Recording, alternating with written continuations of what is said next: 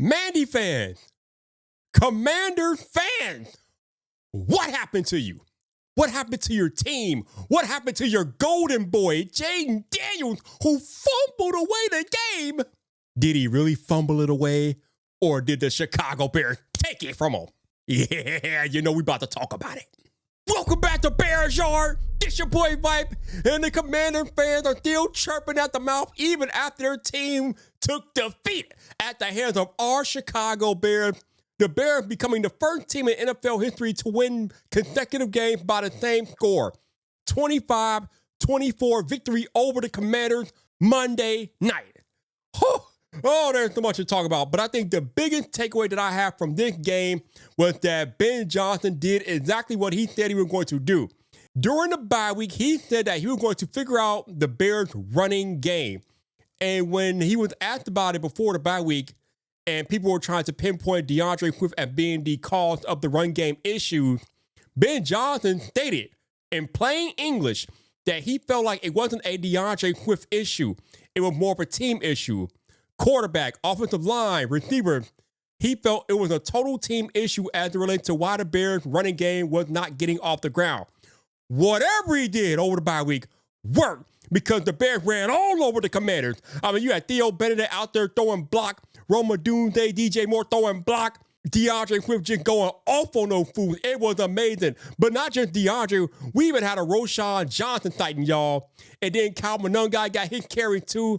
It was a running game party in D.C. as the Bears ran all over the Commanders, which definitely aided in the Bears taking home the victory on Monday night. But not only was the running game elite for the Bears offensively, the Bears' run defense was also elite, shutting down the league-leading rushing attack of the Washington Commanders. It was glorious. Jayden Daniels, he had a couple of good runs, but he didn't really do much.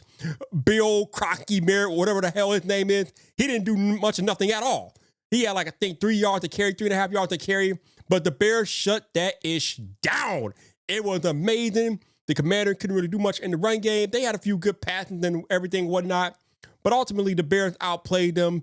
And when it counted most, the Bears defense came up with the big play at the end to seal the deal. And then that led to Jake Moody game-winning field goal.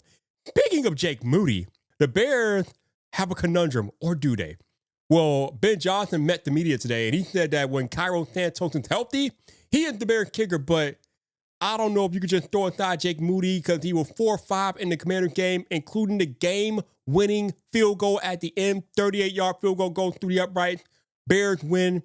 And we know that Jake Moody has a stronger leg than Cairo Santos. So if he can have that strong leg and be accurate, you got to have at least a conversation about what to do moving forward. But I guess for right now, it is still Cairo Santos' game.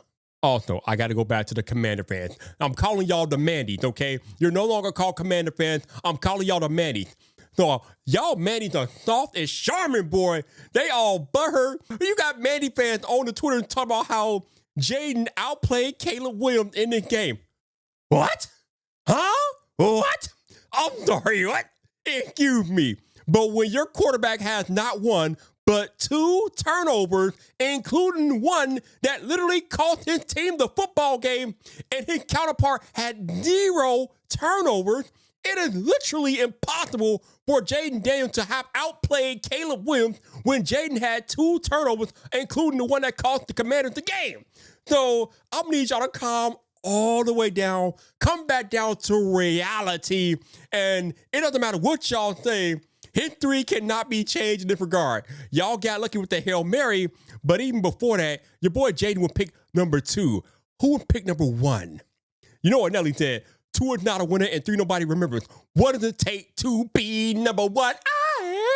Let me calm down. But we have the number 1 overall pick of 2024. Caleb Williams, Caleb the dog, and it was Caleb Williams and the Chicago Bears who beat the Mandies in their own building because Caleb owns Washington. Y'all should know one last year, but we won't talk about how Fluke gave you the game. You know, Caleb said something that was very interesting as it relates to working with Ben Johnson. He said during one of his recent press conferences that he loves waking up and being able to be coached by Ben Johnson. But I don't think that's just a Caleb Williams thing. I think the entire team is brought into what Ben Johnson has been telling them, and it's been showing up on the field. And if you don't believe me about the Bears being brought in, just listen to the the Ben Johnson pregame speech, and listen to how the entire team is in tune with him when he's giving him pregame speech. Good, better, best. Listen up. Good, better, best. Good, better, best. Never let it rest. Never let it rest. Good gets better. Good gets better. You better get better. You better get better. Bears on three. 1, 2, 3. Bears! Did y'all hear them? They were all in tune. Good, better, best. Never let it rest. I mean, they were all on fire. Like, it was a whole chorus thing. You would have thought they were singing at church the way it sounded, so synchronized. It was beautiful. The other beautiful thing about this Chicago Bears team right now is that we are not even playing our best football yet. Ben Johnson said it early in the offseason. He doesn't expect this team to be playing their best football until December and January. And if that is the case, and I don't have any reason to not believe him, the Bears are going to be a playoff team. They're winning dogfights right now. 2 one-score victories where they did not play their best football, but somehow managed to find a way to stay in the game and then pull it out at the end. If they're winning games like this now, just wait until they get real good, eliminate these pre-snap penalties, stop shooting themselves in the foot, and play clean football. When the Bears play clean football, I don't know who's going to beat them.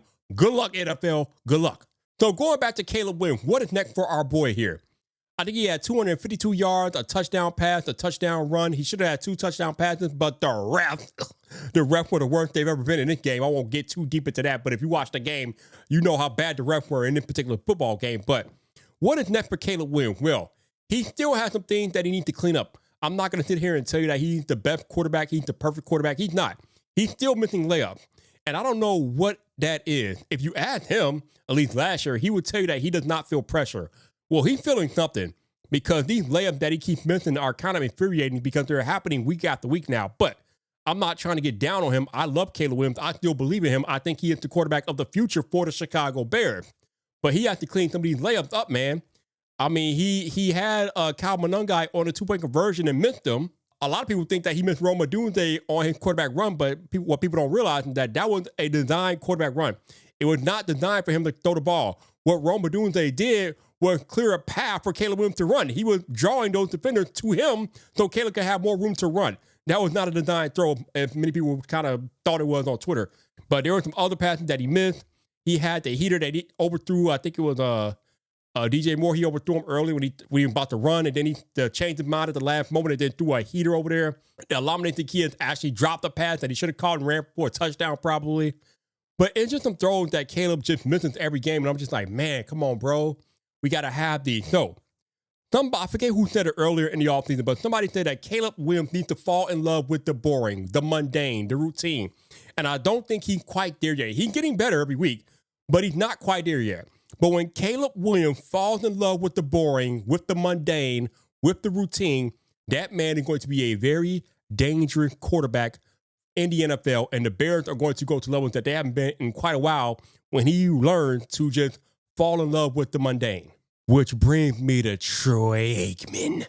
What the hell was Troy Aikman's problem on the broadcast? I mean, damn, every chance Troy Aikman got, all he was doing was hating on our boy Caleb Williams. Oh, Caleb wasn't on time. Caleb didn't do this well, blah, blah, blah. Even on completed passes, dude would try to hate on Caleb. I'm like, damn, bro, what's your problem, Troy Aikman? Damn. And then Caleb Williams had a press conference today, and he said that he was supposed to have a pre-production meeting with Troy Aikman, but it didn't happen. And then he tried to call Aikman at the end of the day, and Aikman didn't pick up. So maybe Aikman had some flies in the Cheerios about Caleb not meeting him at the pre-production meeting. I don't know why they didn't link, but it was evident throughout the broadcast. Even Ben Johnson in his press conference brought it up about how the commentary was kind of off with Aikman and how he heard it after because his kids were watching the second half because I guess they went to bed after the first half. But when the head coach comments on your commentary, that's not a good thing. That's a problem. Like, you should never have an NFL head coach commenting on your commentary. Like, that is crazy to me. So if the nation, or at least the Bears nation, felt like Troy Aikman was being biased toward Caleb, and Ben Johnson felt like Aikman was off, Aikman, you were off, fam. You were off. It's not your job to be biased. Your job is to be a color commentator, call the game straight down the middle. I don't know what your problem was. You were about as bad as the referees in that game, Troy. You got to do better. As Joey Throne says, do better, Troy. Mind your own business. But anyway, how are y'all feeling about our Chicago Bears currently on a 3-game winning streak? We got the Saints here this Sunday. I'm feeling great. I love the fact that I still believe we have the best quarterback of the 2024 class. He is elevating each and every week. This team is beginning to believe they are the ones, and I think we're going to go on a nice little winning streak here. I think we might be able to win our next 4 games. But let me know, how are you feeling? Drop a comment and make sure you subscribe to The Yard for all things Chicago Bears.